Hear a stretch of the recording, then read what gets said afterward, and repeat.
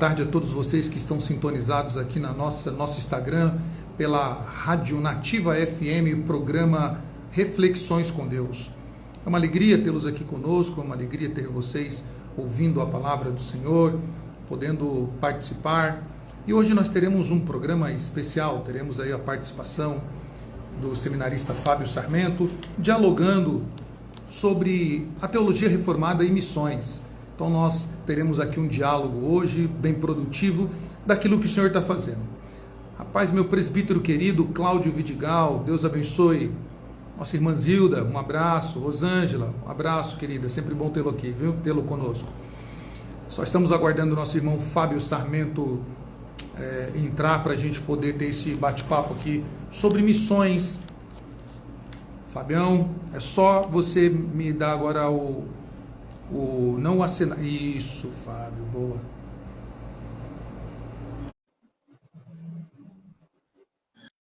Vou assinar aqui que não foi.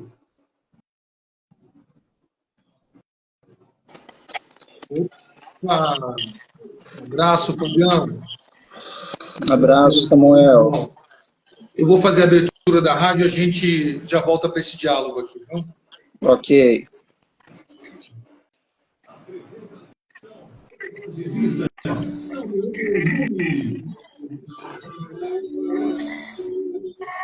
Boa tarde a todos vocês que estão nos ouvindo pela Rádio Nativa FM. Este é o programa Reflexões com Deus. Um programa para louvar o nome do Senhor, para exaltar o nome daquele que vive e reina para todo sempre. É sempre bom tê-los aqui conosco, é sempre bom ter a tua companhia para ouvirmos a palavra de Deus e podermos, nessa próxima hora, glorificar o nome do Senhor. Como sempre, nós queremos abrir este programa orando pela sua vida, orando pela cidade de Dionísio, orando pelo nosso país e pelas demais causas que temos enfrentado juntos no dia a dia. Oremos ao Senhor. Santíssimo Deus, graças te damos, ó Pai, pela tua bondade, graças te damos pelo teu amor, graças te damos, Senhor, porque tudo que o Senhor tem feito em nossa vida, o Senhor tem feito da melhor maneira, e nós podemos vislumbrar isso dia após dia, Senhor, vivendo debaixo da tua bondade e do teu gracioso amor.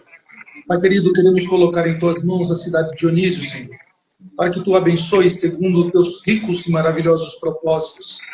Senhor, que o Senhor abençoe cada lar, cada casa, cada residência, Senhor. Abençoe toda a comunidade de Dionísio, Senhor, para que essa cidade saiba que Deus existe e que Ele é o galardoador daqueles que o temem. Também, Senhor, oramos pelo nosso país, Senhor. Vivemos dias tão difíceis e turbulentos e pedimos que a tua mão, Senhor, seja sobre essa nação. Abençoe, Senhor, e toque no coração daqueles que governam este país, para que eles possam governar da melhor maneira, para que eles possam, tendo a sensibilidade, Senhor, trabalhar pelo pobre, pelo mais fraco, trabalhar pelo órfão, trabalhar por aqueles que padecem, Senhor, e entendam que eles estão no poder para servir.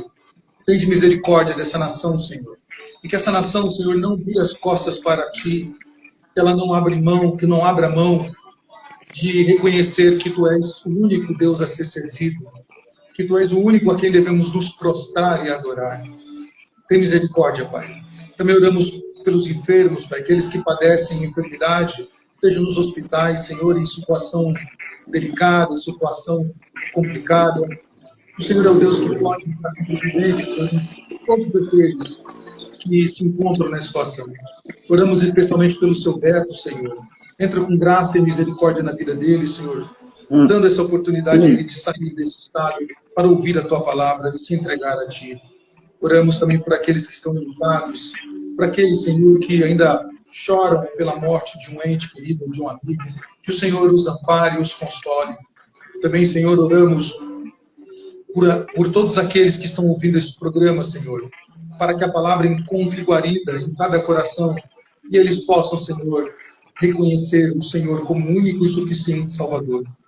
Que eles possam, Senhor, nessa tarde ter um encontro com o Senhor, porque somente, Senhor, tu podes salvar. Só o Senhor pode mudar o estado do homem e da mulher. Somente o Senhor pode reverter a situação adversa. Somente o Senhor pode dar aquilo que o homem necessita. E o que o homem mais necessita, senão salvação. Por isso, Senhor, oramos clamando a Ti, em nome de Jesus, por esses pedidos. Amém. Isso aí, meus irmãos. Um abraço, deixa eu mandar um abraço aqui às pessoas que estão conosco aqui. Já falamos com o Cláudio, com a Rosângela, com a Zilda. Temos aqui também a Glória, né? Glória. Ah, tia Glorinha, que maravilha, né? Abraço, tia Glorinha. Wesley também, né? Grande abraço a você, Wesley. Ana Paulina Lopes, né? Mandarei o link do estudo sim, viu, Ana Paula? Pode deixar que eu mandarei sim. Mais aqui. Jackson, grande Jackson. Um abraço, viu, Jackson? Fábio, vamos começar então um pouquinho? Fábio é o nosso querido amigo e irmão, seminarista ali no Horizonte Azul, mas eu vou deixar que você se apresente aí, para as pessoas que não te conhecem. Ok. Podemos começar assim. Samuel, eu não estou vendo a sua câmera. Não? Engraçado, não, eu estou te vendo. Alguém mais não está me vendo? Ou vocês que estão sintonizados, vocês estão vendo o Fábio e a mim ou só um dos dois? Pode dar esse feedback para nós, por favor? Porque quando você aceita aí, Fábio, é para ver os dois. Eu estou te vendo. Sim. Normal. Alguém que está no chat aí, Rosângela, Ana Paula, tia Glorinha, consegue ver os dois? Se alguém... Os dois, Fábio. Então o problema é o seu celular aí, viu? É o meu celular, né? Perfeito. Tudo bem que para o pessoal é melhor me ver do que ver você, né? Mas é bom que eles vejam os dois, né? Os dois. Isso. Acho que é o seu celular aí, viu? Deu uma travadinha.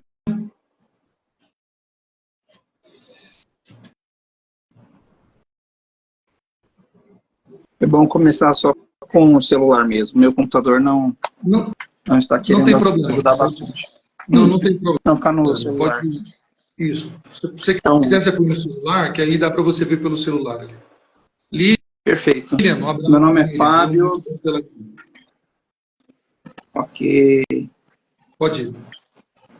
Eu trabalho há 5 anos, né, em congregações da região metropolitana de São Paulo, e são regiões, de fato, que ficam bem na parte periférica da região metropolitana de São Paulo. E, pela graça de Deus, estou concluindo no ano de 2024 o seminário. E, se Deus quiser, continuarei trabalhando na congregação a partir do ano de 2025. Tenho uma esposa, Cíntia, pela graça de Deus, tenho 2 filhos. E Deus tem abençoado tanto a minha casa quanto o trabalho no ministério, e tem sido uma bênção. Tenho tido o privilégio de conhecer amigos como Samuel e outros que estão aqui nos assistindo. Tem o Jackson, tem o Wesley, tem a Rosângela aqui também presente. E temos caminhado juntos nesse trabalho nas congregações, no trabalho de plantação de igreja, do qual nós falaremos um pouco mais daqui a pouco. Maravilha. Fabião, fala um pouquinho agora da sua pessoa, suas credenciais aí de formação. Você falou aí do seminário. Fala um pouquinho da sua formação teológica até o presente momento. Você está como evangelista numa congregação da Igreja Presbiteriana de Santo Amaro, congregação de Jardim Horizonte Azul. Fala um pouquinho aí das suas credenciais teológicas aí. Ok. Eu tenho formação teológica pela Faculdade Teológica Sul-Americana, fiz 4 anos de faculdade, de 2011 a 2014. Fiz 2 anos também de pós-graduação em Teologia Bíblica no Andrew Jumper, que é o centro de pós-graduação do Mackenzie. E agora estou no 5º ano já de um curso de teologia no nosso seminário presbiteriano José Manuel da Conceição. E tem sido uma bênção. Fiz também o curso do CTM, que é o curso de treinamento missionário, para aquelas pessoas que pretendem trabalhar com missões, plantação de igreja, missões transculturais, missões nacionais, nas várias autarquias da nossa denominação. E essa é a minha formação, e isso é muito importante, meus irmãos, porque nós aprendemos um princípio muito bom com um pastor que nós amamos muito, que é o reverendo Sérgio Lima, que é necessário que estejamos mais preparados do que motivados. Então, nós seguimos essa trilha, nós seguimos no caminho da preparação, da formação teológica, da formação prática, para que nós possamos servir melhor o reino de Deus. E, de fato, às vezes nós pensamos que nós estamos preparados, só que quando nós estamos ali no calor da batalha, na linha de frente da batalha, quando surgem demandas das mais variadas, nós percebemos que nós não estamos preparados para aquilo que nós precisamos de instrução. E instrução bíblica, porque nós não podemos exercer um ministério com base no achismo, mas nós temos que ser totalmente orientados pela palavra de Deus e sermos totalmente confessionais também.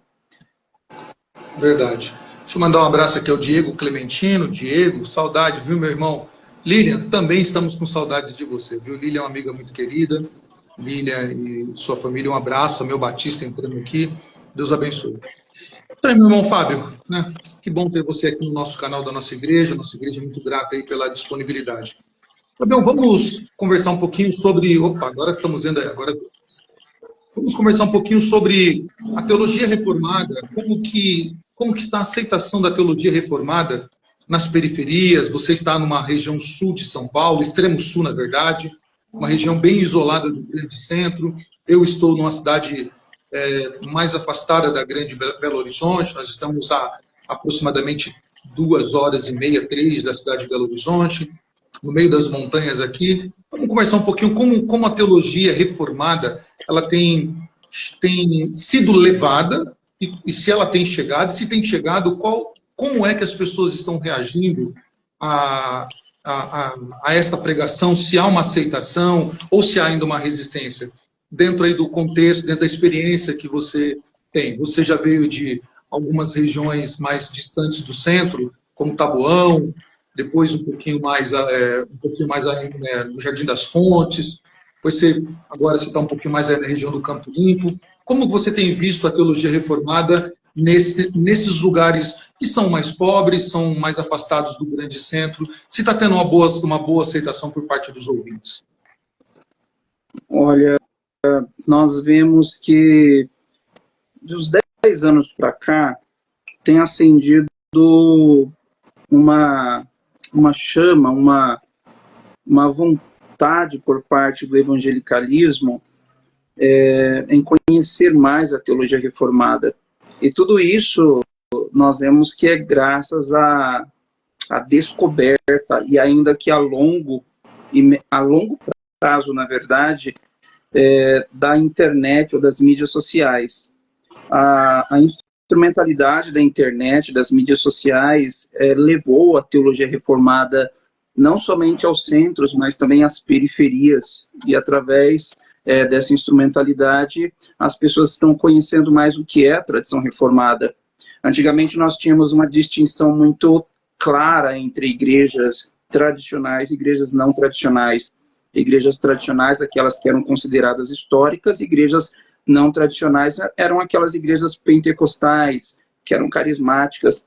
E as pessoas conheciam muito pouco acerca da história, da riqueza, da teologia histórica, da teologia reformada, ainda que existe uma teologia histórica pentecostal e carismática também. Só que é muito mais recente, é do século XX. Quando nós falamos de teologia reformada, nós estamos retrocedendo aí quase 500 anos.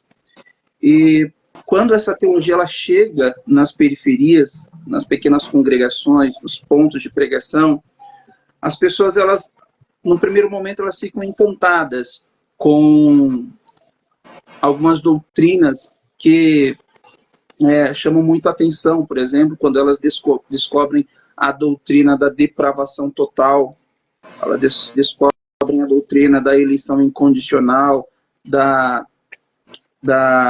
redenção definida, ou da expiação limitada, e assim por diante, os 5 pontos do calvinismo. Só que algumas pessoas, elas recebem muito bem essas doutrinas, elas ficam encantadas, recebem muito bem essas doutrinas, mas me parece, Samuel, que quando nós vamos avaliar, se nós pegássemos e fizéssemos um provão numa igreja de médio porte, para avaliar qual é o conhecimento dessa igreja, dos membros dessa igreja, com relação à teologia reformada, eu acho que, ao que me parece, a teologia reformada ficaria limitada aos 5 pontos. E muito. Porque talvez nem os 5 pontos.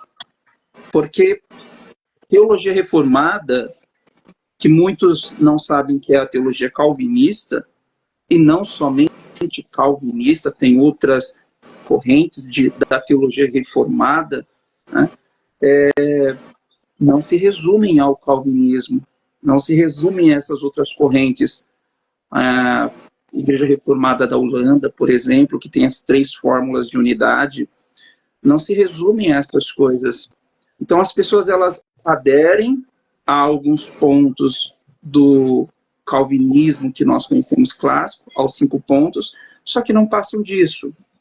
Eu tenho dito que nós acabamos entendendo por teologia reformada somente o ABC da teologia reformada, só o ABC da teologia reformada. E as pessoas param nisso, Samuel, esse é o problema.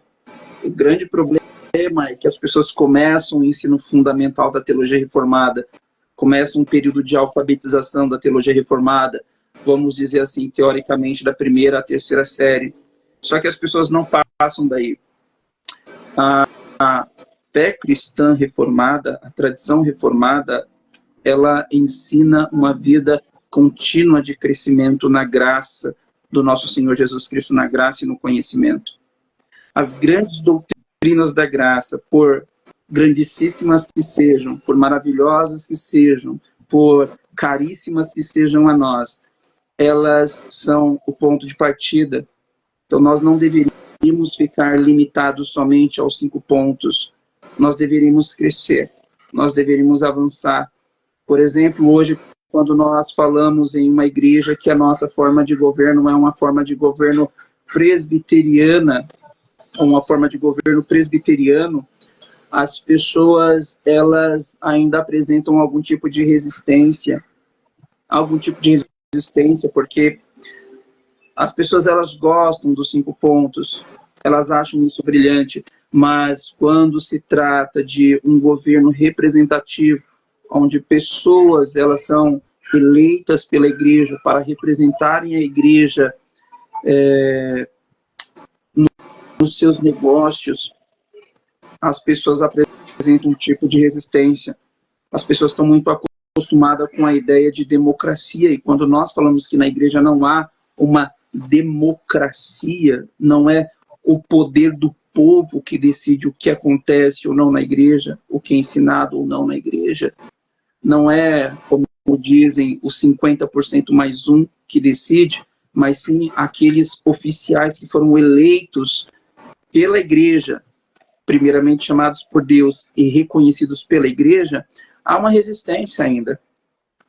Sim, sim. Não é difícil, Samuel, até na sua experiência, eu acredito que você possa acrescentar e colaborar com esse tema, que tenham membros que se levantam na igreja contra a liderança na igreja presbiteriana, não concordem com a forma como está sendo dirigida a igreja e querem assumir um papel de autoridade dentro da igreja que não compete a elas, porque compete aos oficiais eleitos pela igreja. Então, o que eu quero dizer com isso? Sim, essa é uma grande dificuldade, realmente, que se tem, e talvez seja uma grande resistência da teologia reformada nos centros mais afastados das regiões, das grandes regiões dos estados brasileiros aí, é devido a essa insubmissão, né?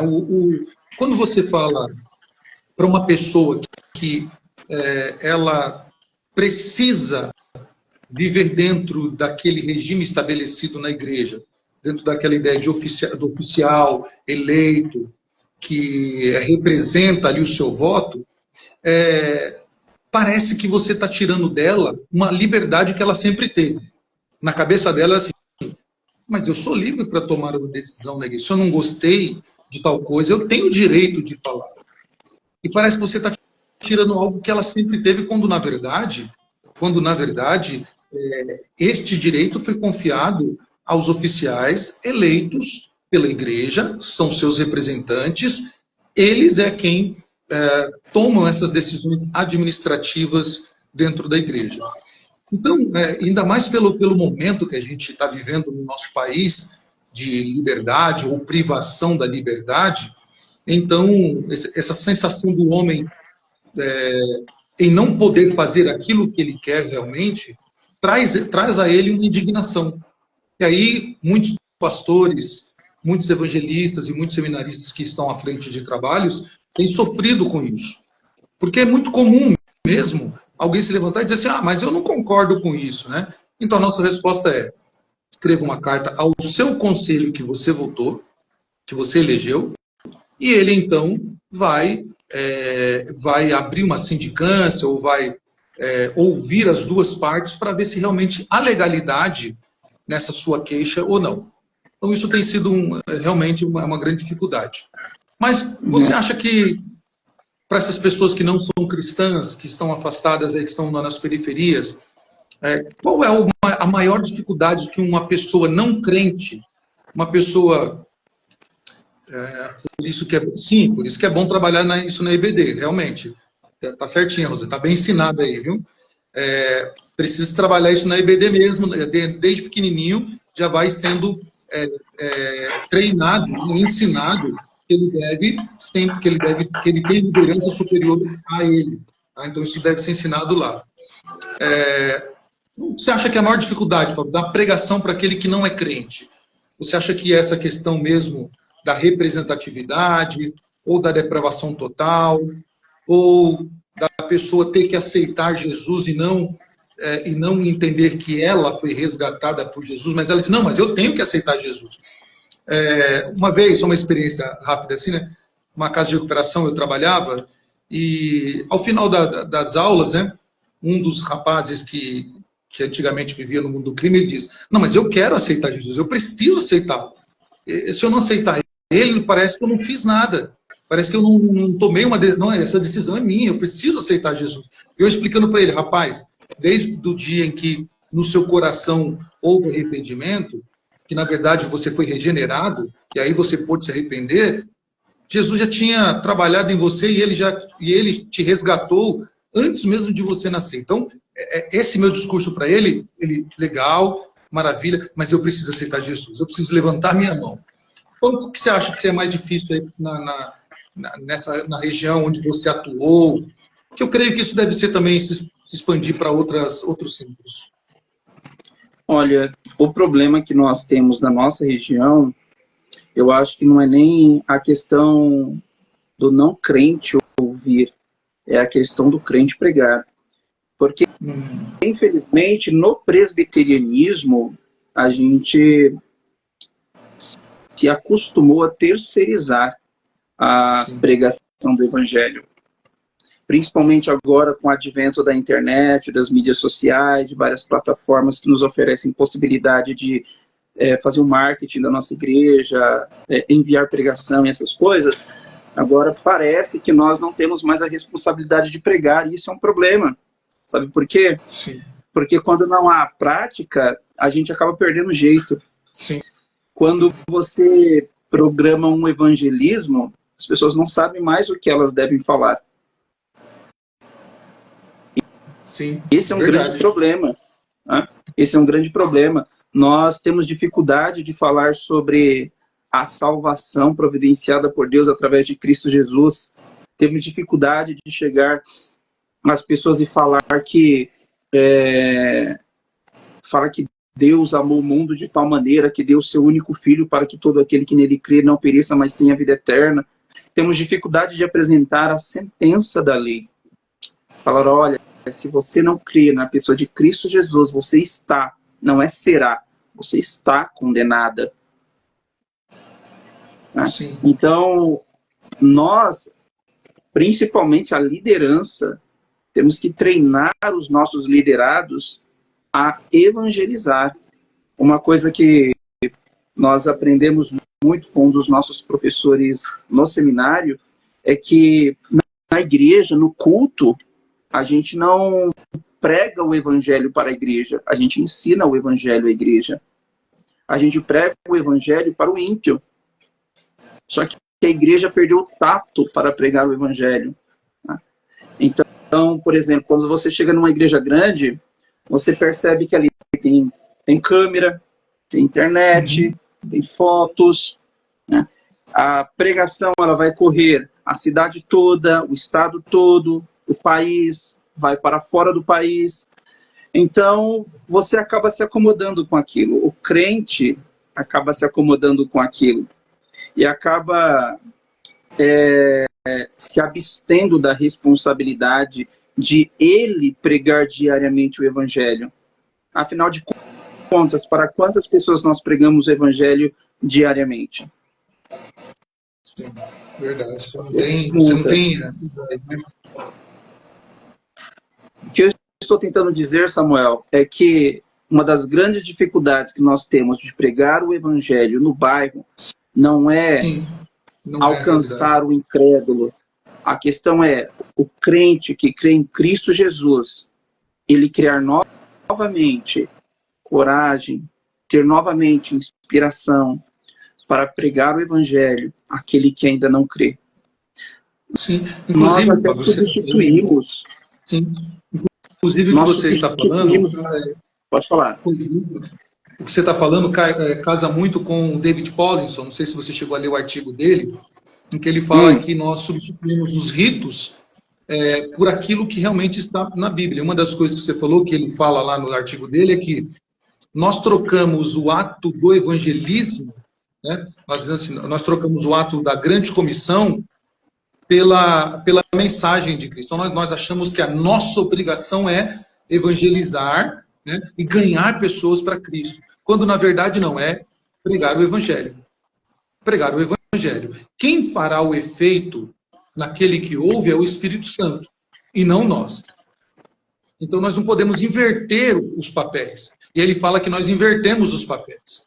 Né? Nós invertemos os papéis, principalmente nessa questão da transmissão do Evangelho. Nós apresentamos o Evangelho e é o Espírito que faz aquilo que tem que fazer no interior da pessoa, regenerando, convertendo e justificando. Né? Então, essa é a grande dificuldade que nós temos. Mas é isso.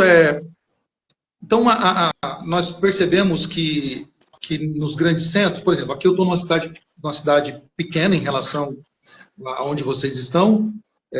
O Horizonte, eu não faço ideia de quantas pessoas tem no Horizonte Azul, mas eu creio que deve ter por volta por mais de 40, de 300, vai colocar uns 15 mil pessoas, será que tem aí? Tem mais. Por aí, né? Tem mais, né? Tem mais. Então, os meus números estão desatualizados. Nós temos aqui em Dionísio 6 mil pessoas, contando com a zona rural aí, dá uns 6,5, 7. É pouquíssimo. É menor do que qualquer bairro de São Paulo. Né? Então, o contexto aqui ainda é mais restrito ainda se nós não tivermos a ideia do qual realmente é o papel da pregação, o papel do pregador. Porque senão ele vai ficar querendo dar uma forcinha para Deus, ele vai querer romantizar o evangelho, como diz o reverendo Jonatas Abdias, né? Que também é um artigo do David Paulinson, vai querer psicologizar a pregação, vai querer fazer concessões, porque você vai olhar, não, eu não posso me indispor aqui, porque senão outros ramos vão ficar chateados com a pregação. E nós esquecemos que a nossa função é ser os arautos do Senhor. Né? Ser arauto de pregar o Evangelho. Não importa se a pessoa ela vai se sentir ofendida. Por exemplo, num ponto que você tocou que é bem importante, que eu acho que é uma grande resistência que as pessoas têm em referente à teologia reformada. A teologia reformada, ela afirma que o homem é um pecador, que ele é um ser depravado. E nós não abrimos mão dessa pregação. Nós não vamos colocar um banquinho no domingo de manhã, colocar um banquinho no púlpito, com aquele sorriso colgate, com aquela voz, né, romântica, e dizer, ai, você é tão belo, você é tão bom para Deus, Deus te ama tanto que ele faz vistas grossas com o seu pecado. Nós não vamos fazer isso. Nós vamos sempre afirmar que o homem é pecador e que ele carece da graça e da glória de Deus. Ele precisa do favor de Deus. Porque por si só, ele não vai conseguir se salvar. Então, nós não abrimos mão disso. Então, se a gente não entender este contexto de onde nós estamos, e aí é um outro ensinamento que eu, você e muitos outros seminaristas da época tivemos do reverendo Sérgio, que é você procurar entender o local que você está. Eu não sei se você chegou a ler o livro do reverendo Jonatas, o livro sobre aconselhamento. Sim. Logo na primeira página do livro, ele fala que nós temos que ser, que na verdade também o Dr. Vadislau também, na verdade é um pensamento do Vadislau, né? Nós precisamos entender a Bíblia e decifrar as pessoas. Entender a Bíblia e entender as pessoas. Então nós precisamos interpretar a Bíblia e interpretar as pessoas. Então nós precisamos estar cientes de onde nós estamos pregando o Evangelho, quais as dificuldades, quais os tipos de pessoas que vamos encontrar, quais as carências que nós vamos, que aquele local que nós estamos inserido possui. E como é que nós vamos aplicar isso? Então, uma vez que nós entendemos isso, nós vamos conseguir, de fato, pregar o Evangelho de forma autêntica. Nós não vamos querer ajudar Deus, nós não vamos diminuir a nossa pregação, nós não vamos colocar coisas que não são da pregação reformada. Por exemplo, você teve essa experiência, e nós falamos do milagre, mas não revelamos o nome do santo, né? Que em muitos lugares presbiterianos nós vimos pregação arminiana, nós chegamos a ver pregação pentecostal com ritos de neopentecostalismo. Por que esses locais possuem isso? Porque eles querem facilitar a mensagem nos ouvidos daqueles que chegam até lá. E com isso vão ferindo a pregação reformada. Com isso eles vão adulterando a mensagem da teologia reformada. Que, na verdade, quando nós falamos isso, nós estamos falando das doutrinas da graça que estão reveladas nas Escrituras. Puramente isso. Né? Então, isso é um ponto bem interessante mesmo, que nós devemos aí, estar atentos a isso. Eu aprendi, Samuel, com outras palavras também. Sim. Aprendi que nós devemos fazer a exegese do texto bíblico e a exegese das pessoas. Exato. Porque nós somos tão estimulados, nós somos tão estimulados a estudar o texto bíblico, e de fato no seminário nós vamos a fundo no texto bíblico, mas nós esquecemos de ir a fundo também nas pessoas. Aí nós temos aquela distinção entre o pastor de gabinete, aquele que é teórico, e aquele pastor de ovelhas, que é o pastor que realmente pratica, que está com as pessoas. Né? Perfeito. Essa expressão, inclusive, o reverendo Jonatas usa ela, gosta mais dela, exegese do texto e exegese das pessoas. A interpretação fica por conta do Dr. David Paulison, né? Mas é isso, né? Uma vez que nós entendemos isso, eu creio que a gente não vai ser tentado, pode até que seja tentado, mas nós não vamos cair na tentação de querer facilitar o evangelho para as pessoas, que é algo que nós vemos muito comum. Né? Basta você dar um clique aí na internet, você vai ver pessoas tentando facilitar o texto, tentando adaptar o texto à vida das pessoas, quando deve ser ao contrário, né? A pessoa que tem que se adaptar ao texto bíblico. Ok. E como que você vê, então, você consegue enxergar, Fábio, dentro do contexto aí, eu já saí daí faz uns 2 anos, não, 1 ano e meio, quase 2, como que você tem visto a aceitação da teologia reformada, né? Pessoas têm vindo à igreja, pessoas têm ouvido o evangelho, elas têm tido uma boa aceitação. Como que você identifica isso dentro do olhar pastoral aí? Eu tenho visto as pessoas aceitando de bom grado a mensagem do evangelho. Eu não tenho visto muita resistência, mas o que eu tenho percebido é que as pessoas, elas escolhem os sabores que elas querem das doutrinas que a reforma protestante ela endossa. Por exemplo, como eu falei, as pessoas gostam dos 5 pontos do calvinismo, as pessoas gostam dos 5 solas da reforma protestante, as pessoas têm um pouco conhecimento a respeito da Confissão de Fé de Westminster e dos seus documentos, dos nossos símbolos de fé. Só que quando nós falamos, por exemplo, sobre forma de governo, aí há um pouco de resistência. Como você falou, há algumas pessoas que ainda se apegam muito à ideia de autonomia. As pessoas não querem abrir mão da ideia de autonomia. Porque quando você participa de uma igreja reformada, de uma igreja presbiteriana, você necessariamente aceita a forma de governo daquela igreja e os seus documentos de fé, conforme está na nossa Constituição. Aceitando a sua forma de governo, você aceita que você não tem autonomia dentro daquela igreja, mas você é um heterônomo dentro daquela igreja. Você está debaixo da lei de outrem. Isso não deveria ser anormal, pelo fato de que, como cristãos, nós sabemos que nós não vivemos em uma democracia. Nós vivemos em uma monarquia, nós temos um rei. E o nome desse rei é Jesus Cristo. E ele escolhe os seus oficiais. A igreja reconhece nos oficiais o chamado, os dons. Mas Cristo é quem escolhe os seus oficiais. Por exemplo, nós temos na nossa forma de governo, uma das nossas doutrinas é a doutrina dos sacramentos.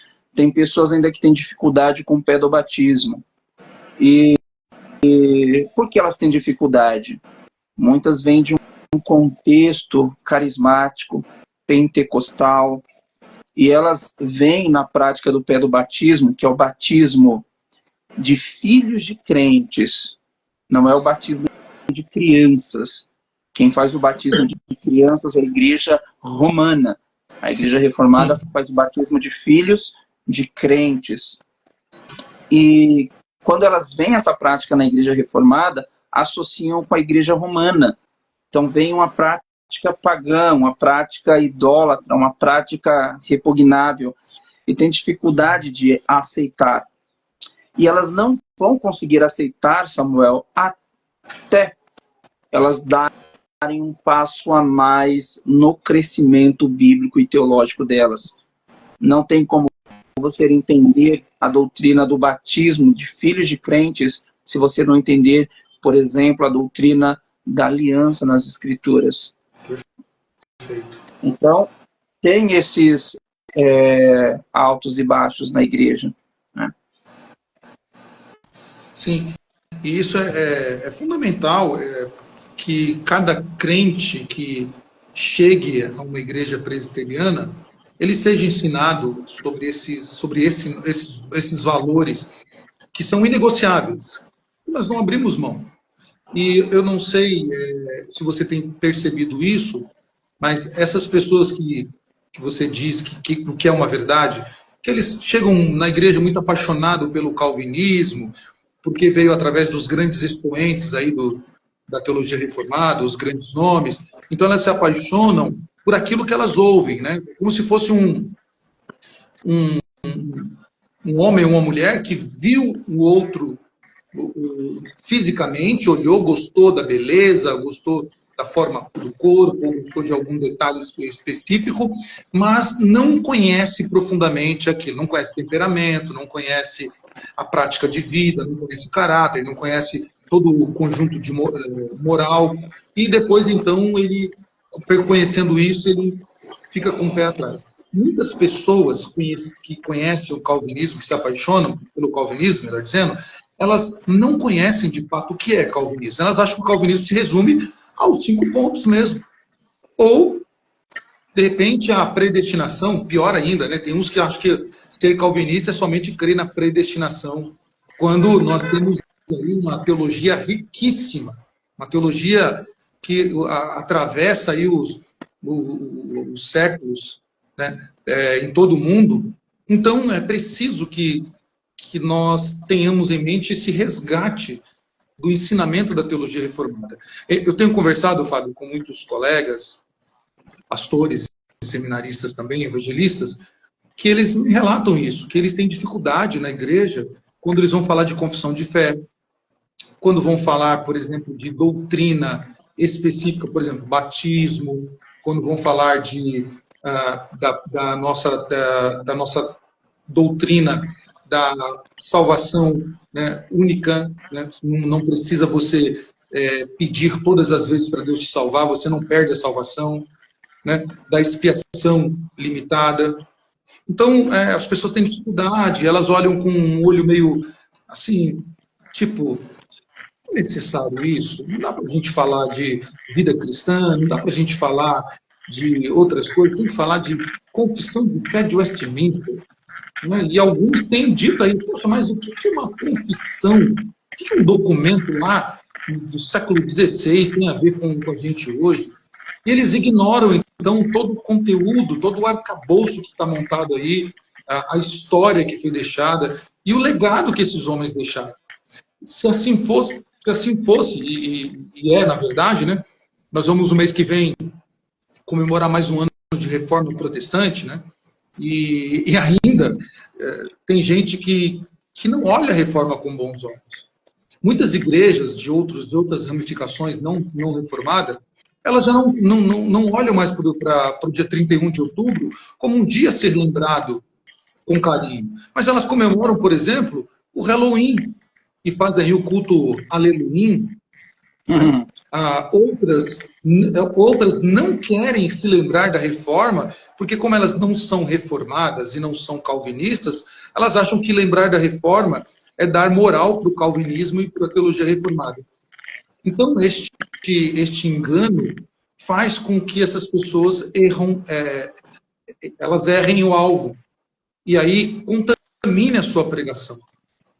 E quando chegam em situações onde nós estamos inseridos, com toda a dificuldade que tem, eu não acho que a dificuldade de onde você está é menor do que a dificuldade de onde eu estou. Nós só estamos em ambientes diferentes, mas a dificuldade é a mesma. Nós temos uma oposição católica muito forte, nós temos oposição de outros ramos do cristianismo muito forte, dos neopentecostais, pentecostais, arminianos. Então, a gente quase que fica sendo a menor parte desse bolo repartido, nós somos a menor parte, nós ficamos ali como aquela parte mais escondidinha ali. Mas por que isso? Alguém certa vez perguntou assim, mas por que vocês não mudam? Por que vocês não começam a pregar como pregam as demais igrejas? Tem um culto mais fervoroso, né? E a minha resposta foi, o nosso culto é fervoroso. O nosso culto é fervoroso. Porque o que dá fervor ao homem é a palavra. E se tem uma coisa que não falta no nosso culto, é a palavra. Você pode pegar um seminarista de primeiro ano, claro que ainda falta muita informação, mas no seminarista de primeiro ano ele prega as escrituras.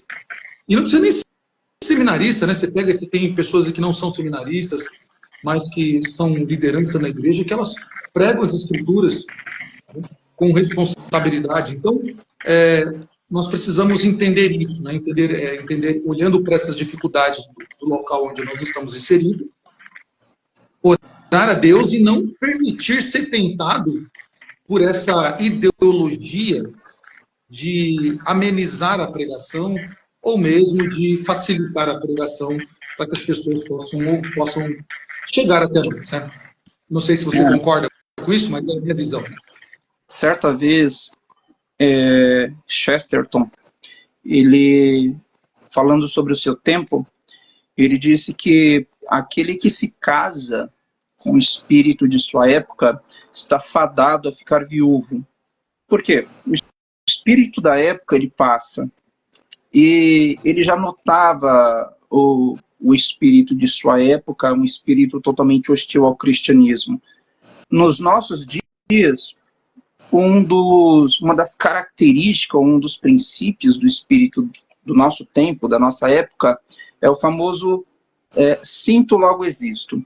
Sim. Ou seja, se as pessoas elas não sentirem algo, as pessoas elas não vibrarem, se as pessoas elas não tiverem uma experiência fora do normal, essas pessoas acreditam que não há benefício para elas.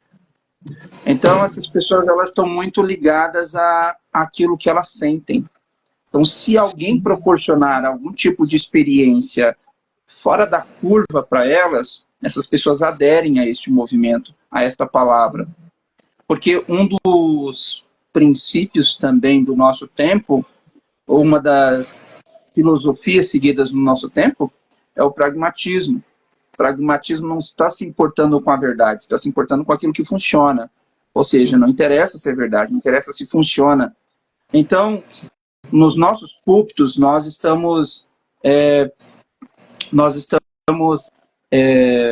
treinados a pregar a Bíblia, e somente as Escrituras, de forma fiel, de forma íntegra, e de forma coerente, consistente, abrangente. Mas tem pessoas que elas não se satisfazem somente com as Escrituras, elas querem ver algo anormal, elas querem ver algo que faça elas sentirem-se bem, né? Fora das Escrituras. Esse é o problema. Sim. Quando Esse é um o culto reformado... Pode falar. Não, pode terminar. Quando no culto reformado, nós temos uma forma de culto simples, mas é a palavra de Deus que está sendo pregada. Se o ouvinte ele entender, se aquela pessoa que está participando do culto, ela entender que é Deus que está falando com ela, ela vai ser alimentada, ela vai ser edificada, vai ser proposta mudança de vida para ela, sim, vai ser trazida palavra de conforto e de consolo para ela. É só as pessoas olharem corretamente para aquele que fala. A Escritura mesmo diz: olhai para mim e sereis salvos, vós todos os termos da terra. As pessoas estão querendo olhar para outras coisas que não o próprio Deus, ou a palavra do próprio Deus. As pessoas estão interessadas naquilo que funciona, não naquilo que é verdade. As pessoas estão interessadas em sentir, sim, e não em entender. Sim. Isso está relacionado com o seu coração pecaminoso, né? Então, quando nós vamos pregar o Evangelho neste contexto que nós estamos inseridos, nós nos deparamos com pessoas assim, que não aceitam, não reconhecem o seu pecado, o seu coração inclinado e a sua natureza pecaminosa. Logo, elas querem olhar para... Elas querem sentir, né? Elas querem tocar alguma coisa, elas precisam ver algo, né? Porque isso que nós estamos vivendo também, nós precisamos sempre lembrar disso, nós estamos sendo afetados ainda por aquilo que os liberais no passado começaram a plantar, por exemplo, como Roland Barthes, quando ele falava da morte do autor, né?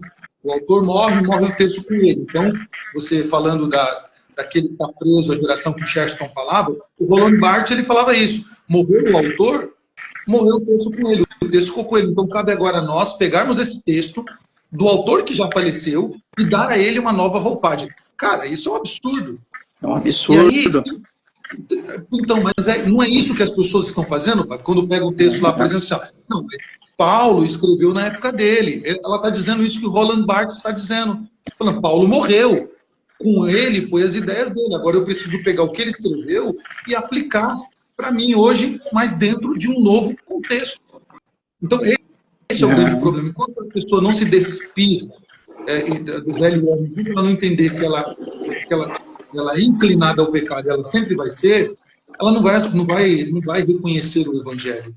E este Evangelho que nós apresentamos, né, que nós chamamos, que a teologia reformada apresenta, que é o Evangelho bíblico, talvez a baixa aceitação dele, eu acho que é isso, a baixa aceitação é devido justamente este homem moderno, ele não reconhecer, primeiro, que ele precisa ser salvo. Que ele precisa, mas ele não vai conseguir ser salvo por si só. Que ele precisa clamar pelo Salvador. Pelo Salvador. Então, enquanto ele não reconhecer o seu estado de pecaminosidade, o seu estado de depravação, ele não vai conseguir reconhecer, ele não vai conseguir sair disso. Se ele não reconhecer Cristo como seu Salvador, e não obras, e não a autoridade de um homem, seja ele papa, bispo, reverendo, pastor, missionário que seja, que ele não precisa sentir um arrepio, né? Ele não precisa, eu não senti nada hoje. Então, você está de brincadeira, porque Cristo está sentindo ou não, Cristo está aqui. Né? Eu não preciso sentir para quê? E é o escritor dos Hebreus que diz isso, né? Não, é Jesus que diz isso, melhor dizendo. Bem-aventurado aqueles que não viram, mas creram. Né? Dizendo para Tomé. Então, não é questão de eu ver, de eu sentir, ou de eu, não, é questão de eu realmente crer. Cristo está aqui, o Evangelho está aqui, eu preciso somente obedecer o Evangelho. Quando nós pregamos o Evangelho, nós não podemos ter uma ideia errada de que nós estamos apelando aos sentimentos, porque o coração do homem é mais corrupto do que qualquer coisa. Está escrito em Jeremias capítulo 17, versículo 9. Sim. Nós estamos apelando à vontade, nós estamos apelando ao intelecto, nós estamos apelando ao entendimento da pessoa. Ninguém sente por Cristo. As pessoas se decidem por Cristo. Nós sabemos que o chamado eficaz vem do Espírito de Cristo e a pessoa que é chamada eficazmente, ela então se decide por Cristo. Mas é um ato volitivo, é um ato da vontade, não é um ato do sentimento. Percebam, os irmãos que estão acompanhando, se nós estivermos na igreja por qualquer motivo que não seja Cristo, nós sairemos da igreja por qualquer motivo que não seja Cristo. Se você está na igreja por causa de atividade da igreja, por causa que você gosta de um pastor, por causa que você gosta da família do pastor, por causa que você gosta da denominação, por causa que você gosta de qualquer outra coisa, se qualquer uma dessas coisas faltarem, você sai da igreja. Agora, se você estiver na igreja por causa da pessoa de Cristo e da obra de Cristo, pode acontecer o que for na igreja. Águas turbulentas bramarem na igreja. Você permanece, porque você entende que você faz parte de um corpo, que você foi chamado a batalhar por este corpo, que é a igreja do Deus vivo. Perfeito, é isso aí. Então, esse é o nosso desafio e a nossa tarefa é enxergar nas Escrituras aquilo que nós devemos fazer realmente para sermos autênticos, pregando o verdadeiro, o Evangelho autêntico e aquilo que precisa ser feito e aonde o Evangelho deve alcançar, com certeza o Espírito de Deus assim o fará e o levará até o coração que precisa ser alcançado e que precisa ser trabalhado pelo Espírito de Deus. Tá aí, meu irmão Fabião, foi bom conversar com você. Deixa aí o endereço da igreja, os dias de culto, para quem está em São Paulo aí poder fazer uma visita na igreja Presbiteriana de Horizonte Azul, endereço, horários de culto, também as redes sociais aí da Igreja do Horizonte, para quem está aí na região possa fazer uma visita aí. Ok, quero agradecer o convite, foi um tempo especial, tempo muito gostoso de conversa sobre temas que são muito relevantes para a Igreja de Cristo, para o cristão contemporâneo. Nós precisamos conversar mais sobre isso, né? O tempo que nós ficamos aqui foi pouco, tem muita coisa a ser dita ainda. A nossa igreja, ela se encontra na rua Vilfredo Pareto, número 168, no Jardim Horizonte Azul, em Itapecerica da Serra. Eu vou deixar aqui nos comentários o nosso endereço, aí os irmãos que quiserem podem entrar em contato conosco e fazerem uma visita. Isso, deixa aí um contato de e-mail para que as pessoas possam entrar em contato, ou então a rede social, para que os irmãos possam entrar em contato. Viu? Deus abençoe, Fabião, foi muito bom, muito prazeroso. Teremos outras conversas. Essa foi um ensaio, né, daquilo que nós vamos falar ainda. Vamos falar de apologética, vamos falar vamos desenvolver esses pontos da teologia reformada aí mais para frente. Tenho certeza que será bons bate-papos aí, querendo Deus e o Senhor nos ajudando. Meus irmãos que estão aqui, que estiveram conosco aqui, sejam muito bem-vindos. Estou vendo aqui o reverendo Lucas Vanzella. Um abraço, meu irmão. Sempre bom ter o senhor aqui, viu? Deus abençoe. Muito obrigado aí por nos acompanhar aí também. Fátima, um abraço, querida Fátima da Igreja Batista. Tiagão, nosso diácono querido. Tiagão, fotógrafo de primeira aí. Diácono por excelência também. Deus abençoe, Tiagão, viu? Um grande abraço aí. O outro Tiago, o Tiago Oliver, da Assembleia de Deus, aluno aí nosso da teologia, muito obrigado. O Dileuza, é aqui da cidade mesmo, um abraço, Dileuza. Os demais aí nós já falamos aí. O Wesley colocou assim, concordo com você, Fábio, nessa linha de pensamento. E não concorde não, viu, Wesley? Concorde não para ver, viu? Brincadeira, um abraço, viu? Isso aí. Fabião, ora a Deus aí, agradecendo por este momento e também louvando ao Senhor por este tempo de conversa que tivemos, e assim nós encerraremos a nossa live.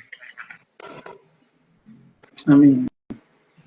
Grandiosíssimo Deus, queremos mais uma vez louvar o teu santo nome. Nós o reconhecemos como único Criador, como único Redentor, como aquele que nos santifica, como aquele que nos preserva, como aquele que nos persevera e como aquele que um dia, pela graça e misericórdia, há de glorificar os nossos corpos para ser conforme o corpo glorioso do nosso Senhor e Salvador Jesus Cristo. Queremos neste momento pedir a tua graça para que o Senhor venha sustentar cada dia mais a tua igreja, para que a tua igreja continue arvorando a bandeira da verdade neste tempo presente, que a tua igreja não venha ceder ao espírito desta época, que a tua igreja possa ser, meu Pai, verdadeira, conservadora da verdade, coluna e firmeza da verdade nesse tempo presente. Nós te agradecemos por esta conversação tão agradável. Pedimos que o Senhor abençoe este programa, abençoe a vida do evangelista Samuel, abençoe as igrejas que nos acompanham, abençoe as pessoas que estão presentes nesta live, e que assim o teu nome, Senhor, possa ser glorificado sempre em nossa vida, por meio de Cristo Jesus, o teu Filho amado. Esta é a nossa oração, com o perdão dos nossos pecados. Amém. Amém. Deus abençoe a todos vocês, que o Senhor continue derramando a tua bênção e a graça dele sobre a vida de cada um. Fabião, um abraço, meu irmão. Fica com Deus, viu? Um abraço.